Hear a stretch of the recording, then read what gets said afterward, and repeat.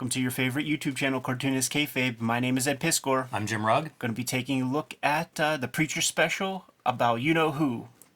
But first, we got to let you guys know that Cartoonist Kayfabe comic book Christmas in July is coming sooner than later. What we're doing this year is taking all of our comic book doubles and our comp copies, and we are taking them around town, sprinkling them throughout the free little lending libraries in our neighborhood to create comic book awareness, create new readership. The best way to create new readership is to help people stumble into seeing a cool comic, giving it a shot, and trying some more. So last Saturday in July is Cartoonist Kayfabe Comic Book Christmas in July, and we encourage you to participate in that as well. Jimmy, let's read some Arseface. What a comic. Ed, flip that over for 1 second just to show off, like, to me, this is a time period. It really grounds me once I see the ad for Millennium, which is coming off of X-Files, and I'm in college. Like, this is all a time period that's so distinct in my mind. And I probably find Preacher a year or two after this is published is probably whenever I start to get into Preacher. But what a cover. Yeah. You know, like, you see that thing on the stands, you have to give it a double look. You know, like, you can't walk by there without feeling something. It was much later that I realized that, and I bet you nobody at DC Editorial knew this, man, but this is a real dude. This is an absolute real dude, and it was one of those Judas Priests, listen to the record backward fuckers that tried to blow his head off. You could watch a video of this guy being interviewed, and they lock, stock, and barrel down to this divot in the head. So Garth Ennis knew this.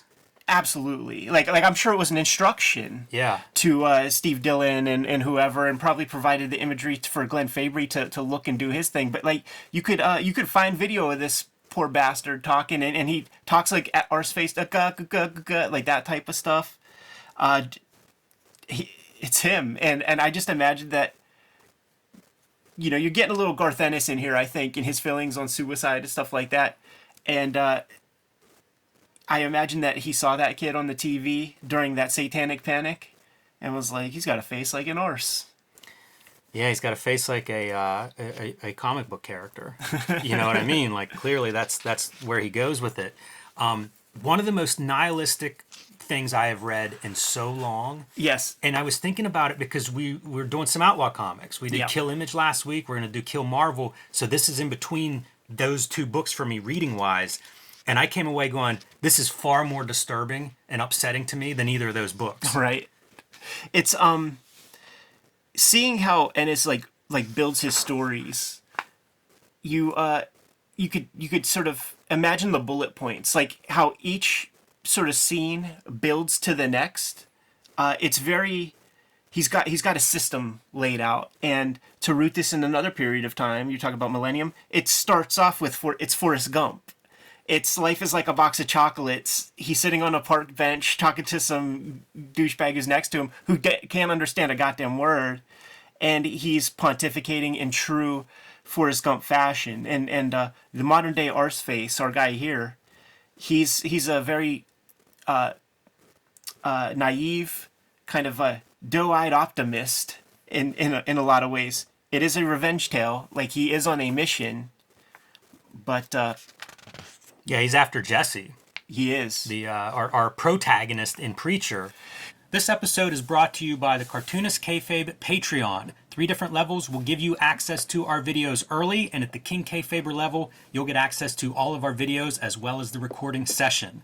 These videos are also brought to you by the books that we make, and we've got a big year ahead. Coming up from Ed Piscor is the Hip Hop Family Tree Omnibus. You see it on screen, gold foil. This is going to be the beautiful book of the season. 500 plus pages, including all of the Hip Hop Family Tree comic, plus 140 extra pages just for the Omnibus. Pre-order that one today. There's also a big collection of X-Men Grand Design, all 3 of the Grand Design X-Men volumes in one convenient location. That'll be out before the end of the year, perfect as a holiday gift. And the final season of Red Room, Crypto Killers. Issue 1 is already out. Issue 2 on the right here, coming very soon. An entire series, every issue self-contained. The perfect jump-on spot for new readers or longtime Red Room fans. My next book is Street Angel Princess of Poverty, coming out later this year from Image Comics, the homeless ninja on a skateboard. This collects all of the Street Angel comics that are not in Street Angel Deadliest Girl Alive. Also available and back in print from Image Comics. Hulk Grand Design, oversized fluorescent green Treasury Edition now available, and the first young adult graphic novel, The Plain Janes. And my latest comic book, True Crime Funnies, self-published, written and drawn by me, featuring 3 nonfiction short stories, available now on my website. And now back to the video. So much self-delusion in these root characters from Angel, from the small town that Jesse Custer was the preacher at, because Sheriff Root has his own delusions, the mother has her delusions, and young Arseface, he definitely has his own delusions as well. Big Kurt Cobain fan. Right, exactly. That's going to play a pivotal part in this story. You see him right here on the wall. It's a background detail. Interesting takeaway from this. We're going to have 2 main high school characters that hang out together. Yeah. Pube and Arseface. Arseface is 18 at this point, and Pube is 16. Dude, their cast is 28-year-olds are playing these guys, and I wonder if that's an editorial decision, considering the R-rated content, that you can't really have somebody who looks like he's 16 having this experience. Yeah, that's this it's a Vertigo book. We know that a lot of people don't have the facility for that. The other extremely noteworthy thing is this is a year before Columbine. This comic would not exist in 1997. There's no way that would have passed the muster. The kind of nihilism that existed before Columbine was you had your weird dudes that had the anarchist cookbook and would make bombs in the woods or something, make matchstick bombs or something with a tennis ball. But Columbine changed the game. There's no way this would have been co-signed after that. Yeah, it's a weird reading experience thinking of it as a corporate comic. This feels like something that you would do now to be super edgy. Totally. And you would get shrapnel from this thing now, but for DC to publish this back in the day, and I think that part of it is, I haven't read Preacher as a whole in a while. Yeah. And I think if you read Preacher as a whole, you get this sort of, I hate to say it's like an image of America, but there is this kind of maybe an image of pop culture America, the mythos of America, and I think this fits more in there. On its own, it's a strange book. Within the context of Preacher, it's a little bit different because now we're looking at everything from pop culture to teen culture, to religion. You're kind of doing this whole, this is the America, what we're selling you, and this has a spot in it. But when you take this out and isolate it, it's just what are we doing? It is intense, it is bleak, but it's also part of a bigger whole if you put it in the Preacher story. Arseface is the Boba Fett of Preacher, and the whole origin is spelled out in issue 1 or 2 of the Preacher comic when you first see Arseface. It's all so this is the Titanic. We know where it ends. I mean, you see this. Right. We know where it ends, so it's about the destination, and that's a tough creative exercise for a writer, because we know the ending, so you have to make the destination to get there an entertaining ride. The other book that I would pair this with, if we're looking at context, the Spawn child abuse issue, because it's also a police officer that's abusing his kid, which is what we're seeing here. Arseface's dad is a sheriff in this little town and is horribly abusive to him. And think of the 2 different versions of abuse that are on those 2 pages between the McFarlane version and the Garth Ennis version. Totally. And this is just one of those kids. We talked about it before on the channel, but there are just those kids that are just behind the 8 ball, where even teachers don't like them. It sucks so bad because I remember these kids, and I remember Stephen King's On Writing when he talks about the girls he went to school with that he kind of thought about when he was doing Carrie. Exactly. Where it's it's not just they're abused by their peers in school, it's they're abused by the world. Yeah, just everybody. They recognize him as being fully off. So he gets beat up by, the school jock, the cliche, right? He's pining over a girl, the teacher kind of narcs him out, and then she gets disgusted by him.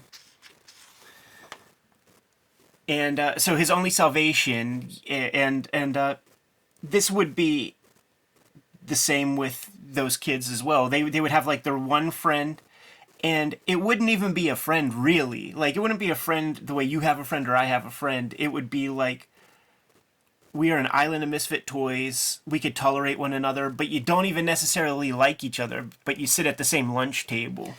16. I know, right? 16. That dude might be 35. I might have been lying earlier when I said he was in his 20s. Yes, this is Richard Case on the artwork, not to be confused with Richard Pace. Right. Yeah, Richard Case coming off of the Grant Morrison Doom Patrol run would be a big body of work for him. And this is a whole style in the 90s with these kind of backgrounds, he does angles, and stiff figures. You know, it's very, very stiff figures. Yeah, you see a big contrast if you think of like the feathering of a Marvel house style of the 80s. One of several styles that was like, we're going to go against that. Yeah, and you know, I think of like the Starman comics. Yeah. Like DC had a whole wing of comic art that wasn't far off from this. So they take refuge in drugs and Nirvana. Right. They're all in.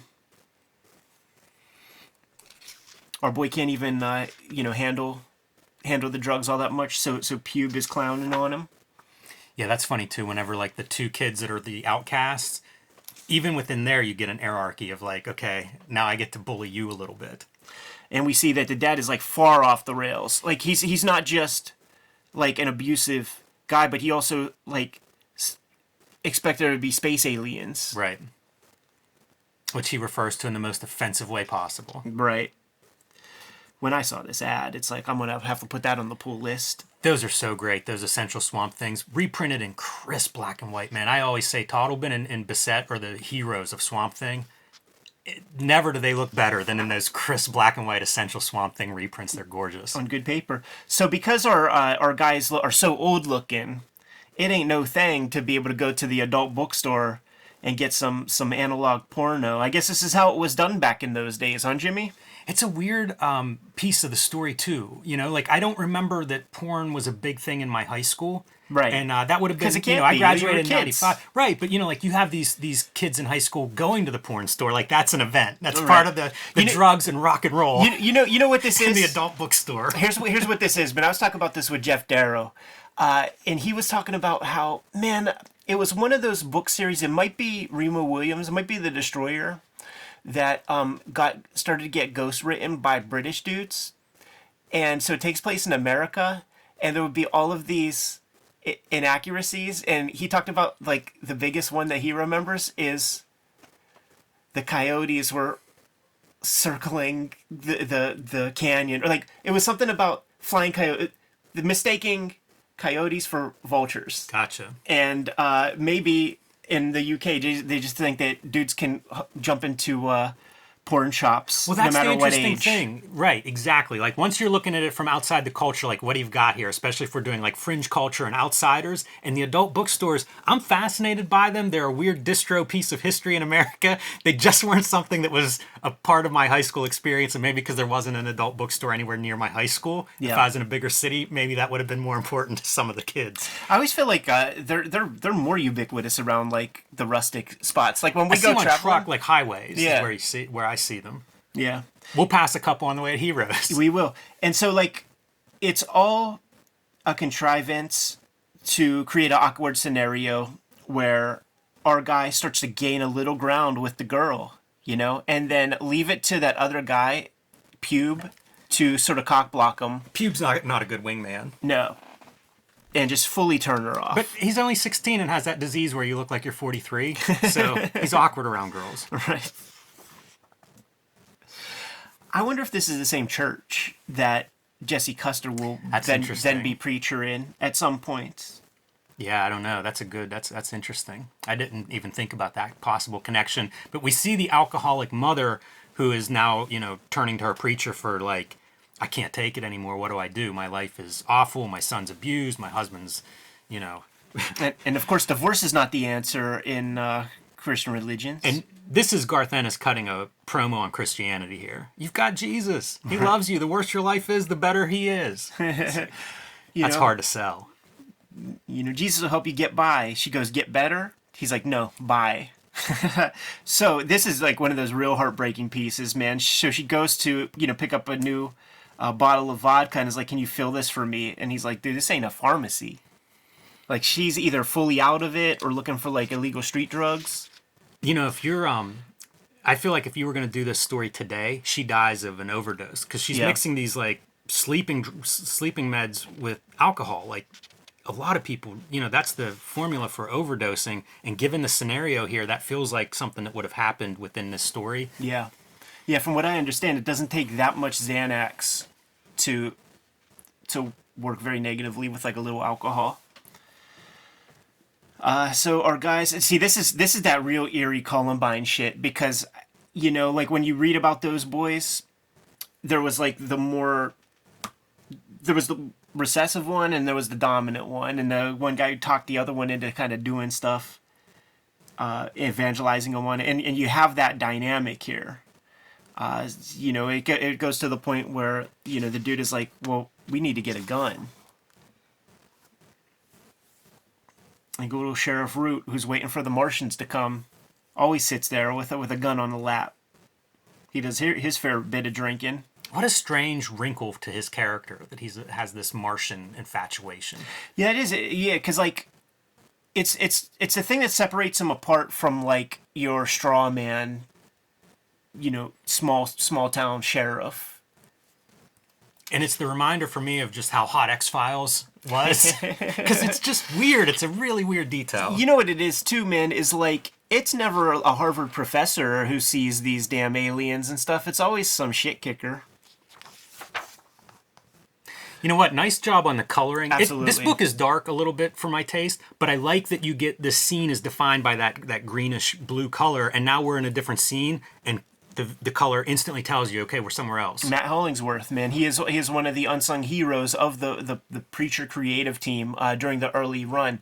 It would become I think her name's Pamela Rambeau. It becomes the colorist for like the second run of Preacher, and it is not the same. It just is not the same. When you get to this page and it is on a page turn, you know where it's going. And I feel like we're getting a little, Gigi Allen is being remembered here. Man, we got the like, sort of pantless band on stage.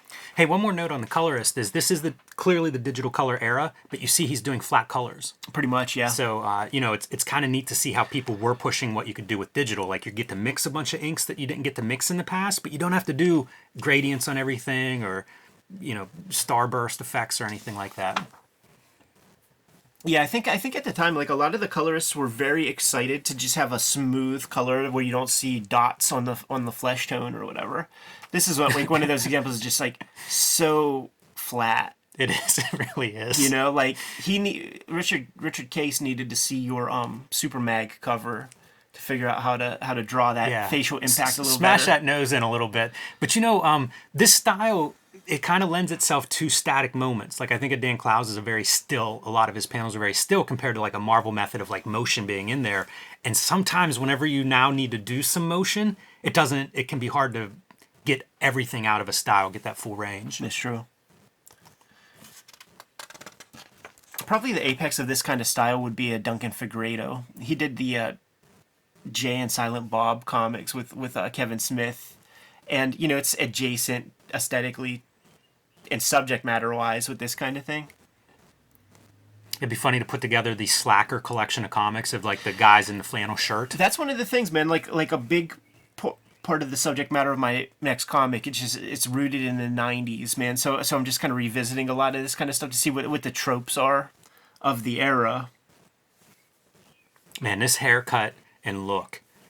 It's in Street Angel. Oh yeah. It's in the Plain Janes. It's in a ton of comics. That was one of those kind of like that shoulder length hair on a dude, big time in that mid '90s. Again with the flannel shirts, like you've probably seen it, Ed, as you're going through like '90s comics of that feature that slacker kind of grunge influence. Get hold of Sheriff Root's gun, blow a dog away. So now their dicks are hard with the destructive capabilities of that weapon. And also, we don't like anybody now. No.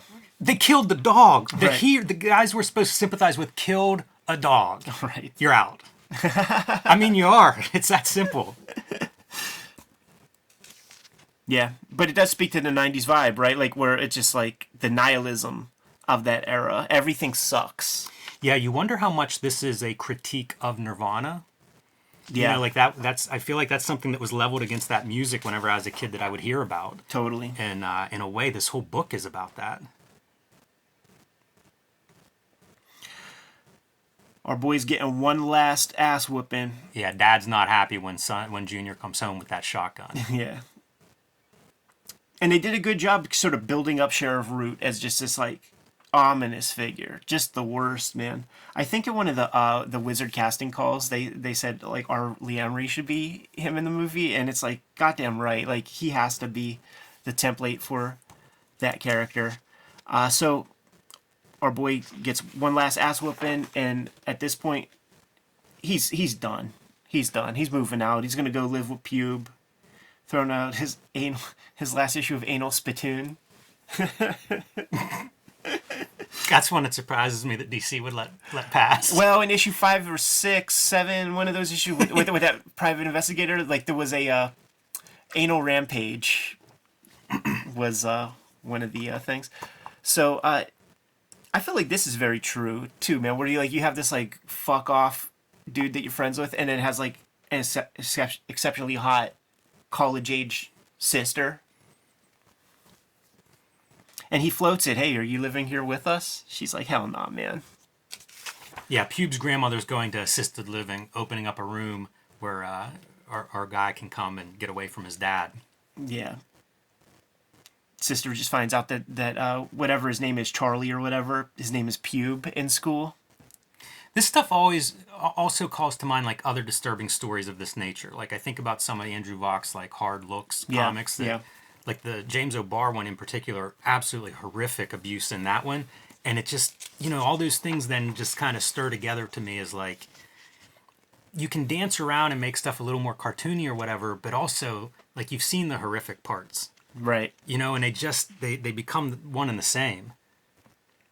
And this is such a bad scene because like this is nice. It's hopeful. Right. Like this is really like, you know what, man, if he gets out of his dad's house, maybe he's got some hope. Exactly. And that's life. That's like the lesson that you gotta tell like all your cousins and stuff who are, angsty teens and shit. It's just like, yo, survive it. Just survive it, man. And you're gonna get out of there. You're not gonna be stuck with those people. You're gonna find a girl or a guy or whatever, and it's all gonna be good.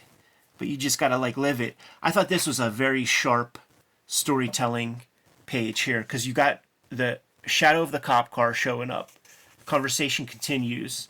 You see the glare. You never see this in comics where you have like a TV that's off with like a visible glare. And I was making note, oh, that's a cool thing. Continue the glare, and then you got that shadow. Yeah, that's and really great. And we know that silhouette, and you see the glare even right there as they're talking, and they're vibing, and she's actually giving him some science. She's being like a good big sister to him, just saying like, yo, don't follow my brother. Establish him much more about Pube as a character, as like, yeah, he has some charisma and stuff. He has enough charisma that he's younger than this dude, but this guy is following him sight unseen. Yeah, she really does give him the warning. And in the end, it's like he just doesn't listen to her. Right. Like there's a chance in the end when he doesn't have to follow that dude, but instead... It's all hopeful until you get the BAMs, man. And then it's just that reversion back to adolescence. Like, that's... Go ahead. Well, I was going to say a note on the reflection in the television. It makes me think of No Country for Old Men. There's that great scene in the trailer, where they're just trying to figure out. Tommy Lee Jones comes in and it's like trying to figure out the killer was here. What's he thinking? But it's that kind of detail, and it's amazing because this is a decade or more before that movie, so not like they ripped it off. And just like purely emasculating a kid, man, right in front of mom, and it's that subordinate mother figure that just has no say in the matter. Get in the kitchen. Catches that beat down from old Sheriff Root, because we have to take all hope out of this boy. It's all got to go. We got to build something that there feels like there's just no escape. Got our drunk ass mom right here. Man, Bible in one hand, bottle in the other.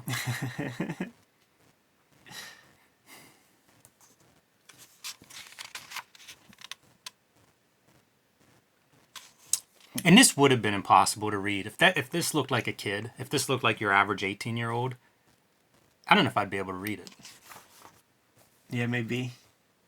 And now we're really leaning into the Nirvana with the Nevermind chapter title. Yeah, absolutely. And upon discovery that Kurt Cobain killed himself, so there it is. It's like the last, their savior, their hero.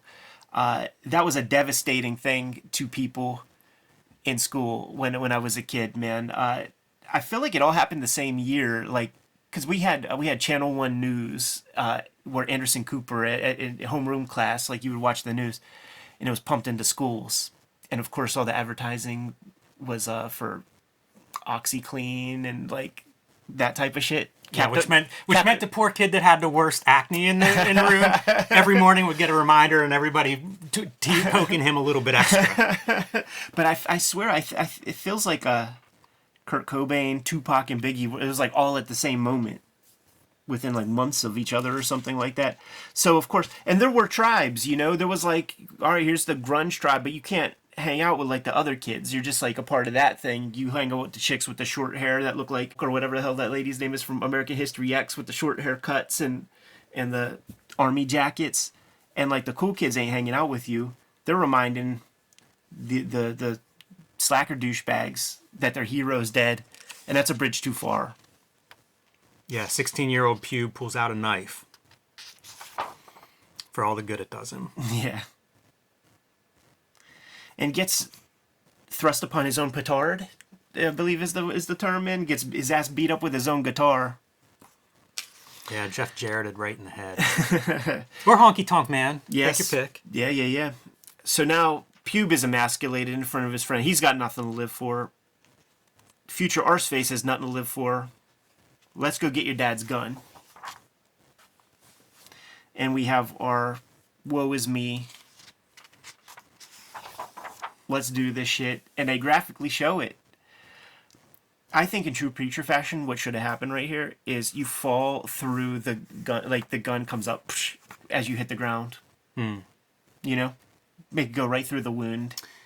Yeah, you're right. In Preacher fashion, where our boy Arseface then has to put a boot on the guy to pull the gun back out. Right. Pull the arrow out. There was that one part, I watched The Departed not too long ago, man, and Jack Nicholson shoots a lady in the head at a like a waterfront, and then he looks at his guy and he's like, she fell kind of funny. Like, that's the word. He's like, she fell kind of funny. Yeah, this is like a Triple H bump. Wherever you'd see them do the stumble around a couple of times before they oversell the fall.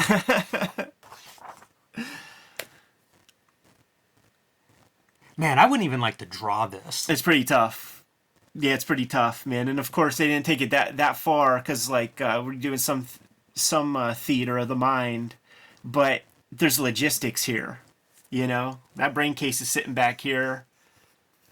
He's shooting straight up.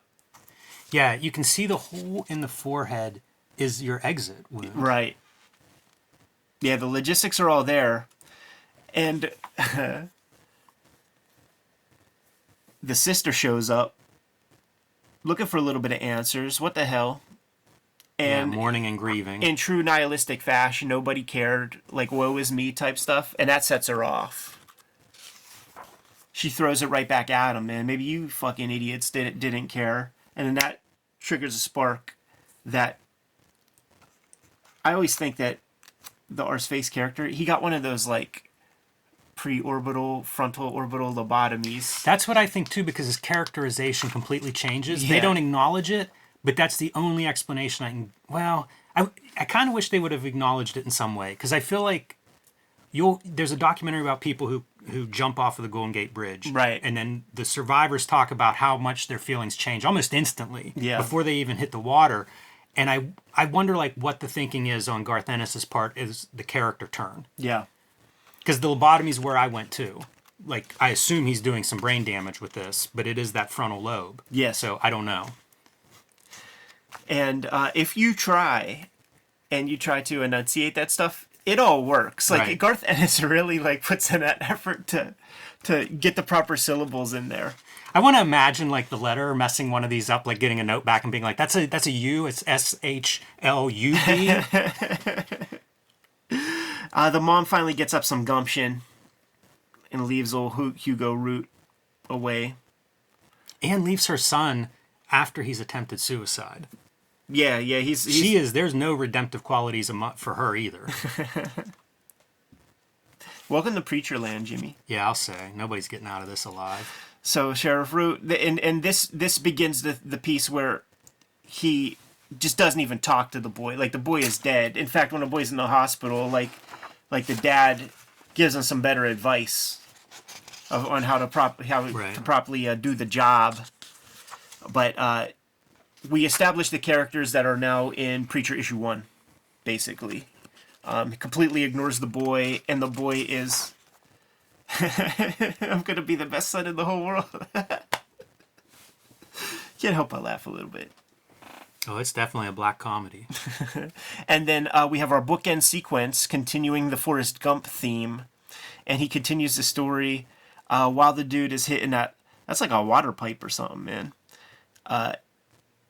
And is like, I don't understand a fucking word you're saying, dude. Yeah, what's he smoking there? Is that weed? It's like crack rocks, man.